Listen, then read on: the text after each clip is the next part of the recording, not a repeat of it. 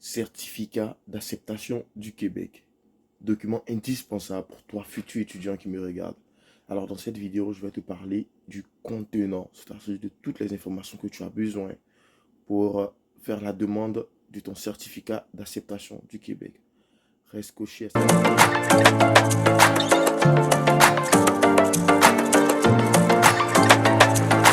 On va parler de CAQ.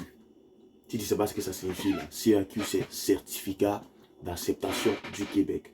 Alors, c'est quoi le CAQ d'abord? Et pourquoi le CAQ? On va répondre. Alors, le CAQ, c'est un document que le gouvernement du Québec, là, c'est pas le Canada, c'est le gouvernement du Québec, vous octroie pour pouvoir. C'est comme une autorisation que le gouvernement du Québec vous donne de pouvoir étudier sur le sol québécois. Voilà, sur le sol québécois. Ça veut dire que le Québec vous accepte comme étudiant étranger. Alors, le CAQ vient après la demande d'admission. Lorsque vous finissez la demande d'admission, la prochaine étape, si vous êtes bien sûr étudiant au Québec, je répète, étudiant au Québec. Si vous êtes étudiant hors Québec, vous n'avez pas besoin de CAQ.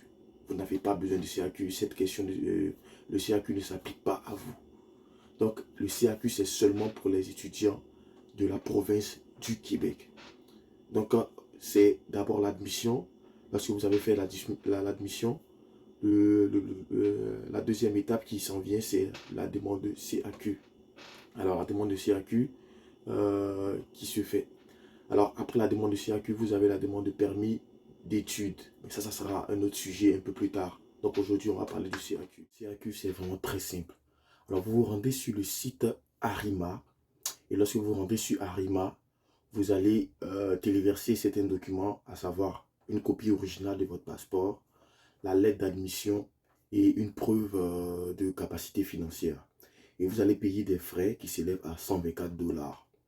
Alors, lorsque vous allez effectuer le paiement de ces frais en question et soumettre la demande, la MIF aura 20 jours pour pouvoir traiter la demande.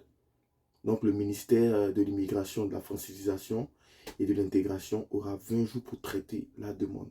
Alors, vous pourriez avoir une intention de refus ou une acceptation. Donc, tout dépend des informations que vous avez soumises. Voilà, donc c'est vraiment...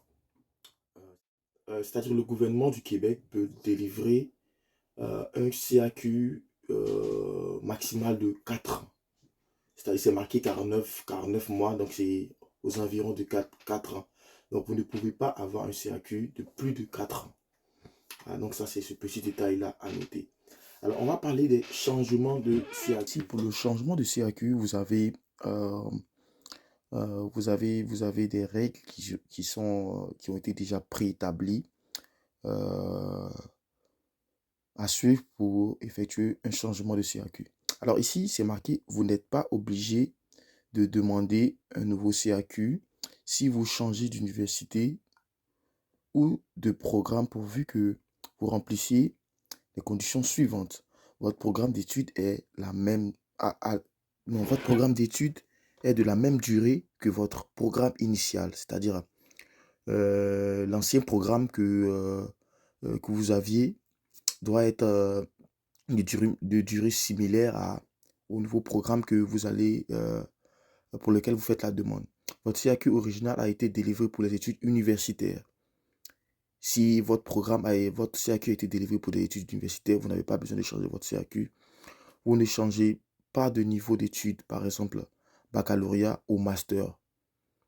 Baccalauréat ou master, ou baccalauréat au doctorat ou MBA. Donc, dans ces cas-là, vous n'avez pas besoin de changement de CAQ.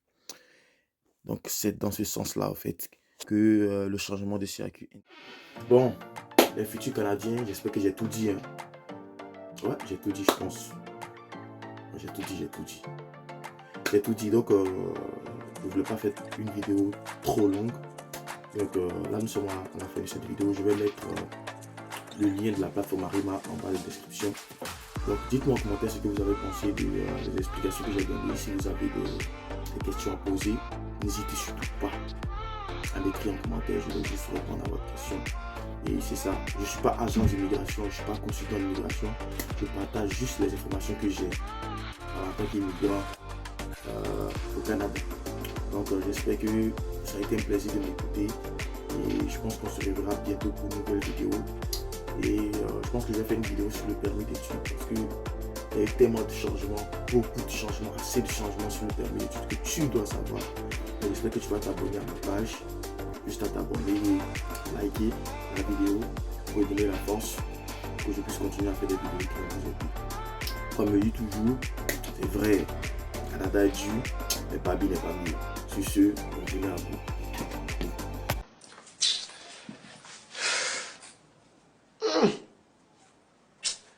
Il est temps que je quitte le pays.